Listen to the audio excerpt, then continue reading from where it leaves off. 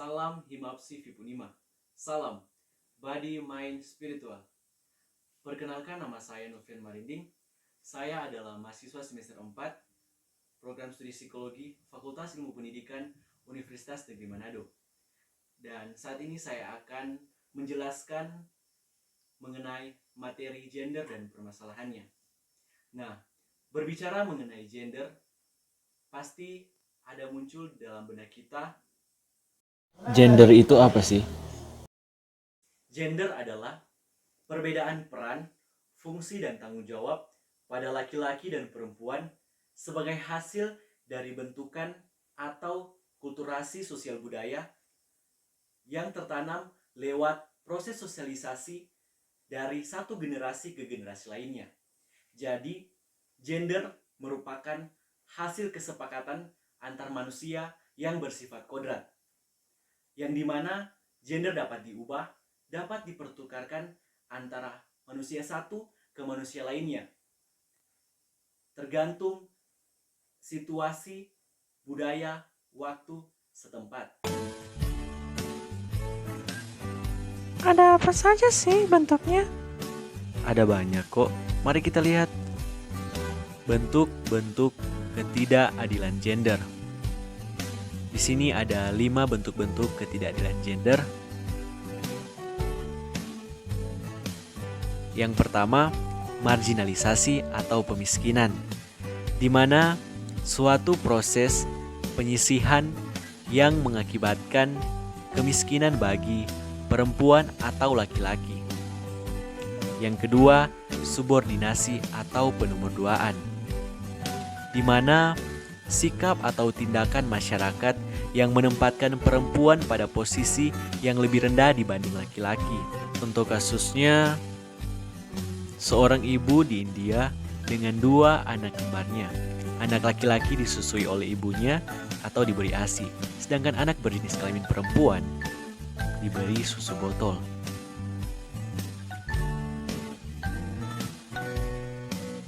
Nah, ini adalah salah satu contoh gambar.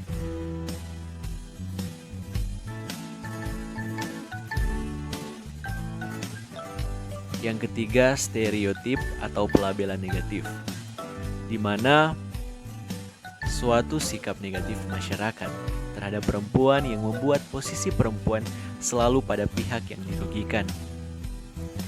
Dan yang keempat, violence atau kekerasan terhadap perempuan, di mana segala bentuk kekerasan yang akibatnya berupa kerusakan atau penderitaan fisik, seksual, psikologis pada perempuan, termasuk ancaman-ancaman dari perbuatan semacam itu.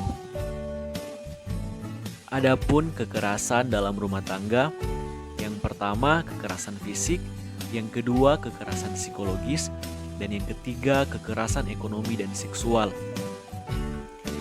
Dan yang terakhir, yang kelima, double burden atau beban ganda, di mana pembagian tugas dan tanggung jawab yang memberatkan salah satu jenis kelamin.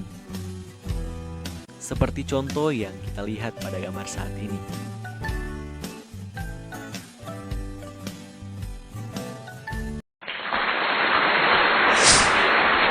Contoh-contoh permasalahan gender.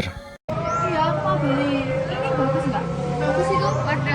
Kalian bahas apa sih ini? Ini loh bagus ya yang nomor 10. Kok Harganya gimana juga sih? murah, 58. Aku ada yang lebih murah itu loh. Mereka kenapa? Lihat coba.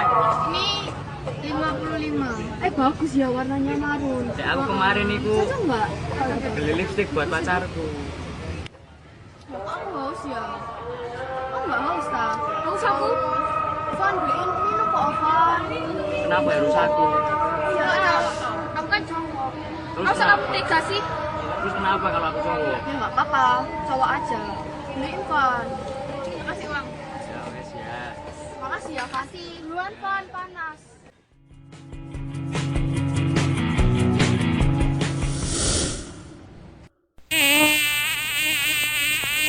Ya, lihat tuh, kelasnya lo kotor banget. Kenapa nggak kalian bersihin?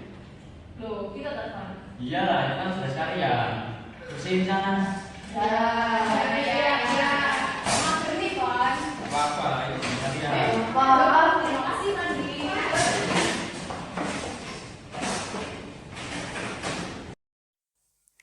Enaknya jadi cowok. Hehehehe.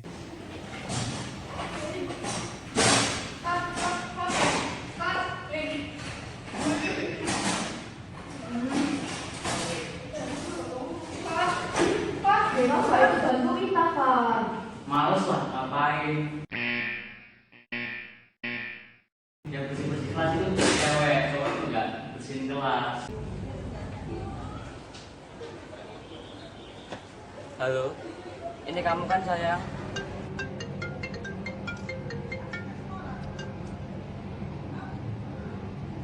Iya, ini Aku pengen ngomong sesuatu. Kayaknya kita udah gak cocok lagi deh. Soalnya kamu suka marah-marah. Tunggu dulu. Aku marah karena siapa? Karena aku. Jadi yang salah siapa? Aku Jadi putus nggak? gak jadi. Ya itulah contoh-contoh permasalahan gender dalam kehidupan sehari-hari di kalangan mahasiswa yang sering kita temui. Dan seperti contoh yang pertama, ketika satu laki-laki ada dalam sekumpulan perempuan, maka apa yang perempuan inginkan, misalnya seperti contoh tadi itu, ya mereka ingin minum dan mereka berpikir bahwa laki-laki ini yang lebih pantas untuk membelinya karena dia berbeda jenis kelamin dengan mereka. Dan kemudian contoh yang kedua itu menjelaskan bahwa ketika dalam sekumpulan perempuan juga ada satu orang laki-laki, dan dalam halnya kebersihan itu menurut laki-laki perempuanlah yang harus berperan penting dalam membersihkan kelas, karena menurut laki-laki dia berpendapat bahwa tidak mengapa ketika dia tidak mengambil peran untuk membersihkan kelas. Nah, kemudian contoh yang ketiga itu menjelaskan bahwa dalam hubungan berpacaran yang sampai pada saat ini sudah ada dalam pikiran semua perempuan itu bahwa semua laki-laki yang salah di mata mereka dalam hal apapun. Itu merupakan sebuah ketidakadilan gender. Dan kemudian yang menjadi solusi dari permasalahan gender yang terjadi dalam kehidupan sehari-hari yang sudah saya tampilkan tadi itu, yang pertama responsif gender, di mana kita harus merespon atau mengatasi perbedaan yang ada antara laki-laki dan perempuan dengan baik. Kemudian yang kedua itu yaitu natural gender, di mana netral gender, di mana dalam netral gender ini kita harus melihat dengan adanya perbedaan yang ada, kita harus menghindari apa yang tidak diinginkan atau bisa dikatakan ketidakadilan gender sesuai dengan jenis kelamin yang ada. Dan yang ketiga itu kita harus menghindari pemikiran bias gender, di mana itu pembagian peran serta fungsi secara tidak adil antara laki-laki dan perempuan. Ketika kita menerapkan 3 hal tadi, solusi tadi, maka pasti kita dapat mengatasi yang namanya permasalahan gender yang sering kita temui di kalangan kampus sebagai mahasiswa. Nah, itulah materi yang saya sampaikan. Semoga apa yang saya berikan lewat video ini mengenai gender dan permasalahannya itu dapat menambah ilmu dari teman-teman sekalian. Sekian dan terima kasih.